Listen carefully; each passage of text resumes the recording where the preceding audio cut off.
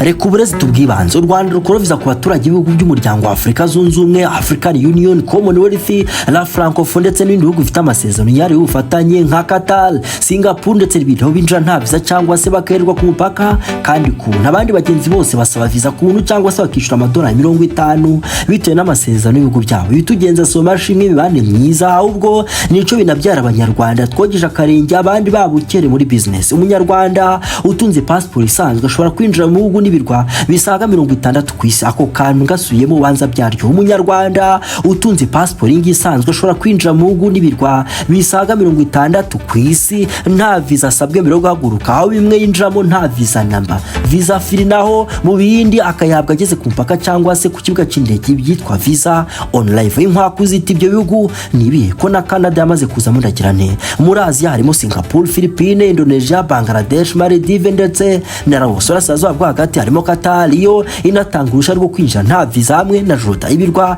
bya Caraïbes harimo Bahamas, Barbados, Dominica, Grenada, Haiti, Saint Vincent and Grenadines ndetse na Antigua ndetse na Barbuda byasinye amasezerano 2025. Amerika y'Epfo no hagati harimo Ecuador na Nicaragua. Umva se n'ahandi muri Afrika Angola, Botswana byasinye amasezerano mu 2026. Repubulika ya Demokarasi ya Kongo, Ghana, Cote d'Ivoire, Senegal, Central Africa, Chad, Guinea, Mauritius hamwe na Somalia, nusige Benin na East Africa yose n'u Burundi ngo nta kibazo. Ico nico bita diplomasi ya kirenga. Canada bashobora kuza mu Rwanda ariko twe kujyayo ngo biracanozwa. Abanyarwanda batunze passport isanzwe baracyasabwe icyitwa Schengen visa kugira ngo bakorere ingendo mu bihugu by'Uburayi nk'Ubutaliyani, Ubudage n'Ubufaransa. Gusa ngo bashonje barahabwa umuceri n'amafiriti vuba hangaha.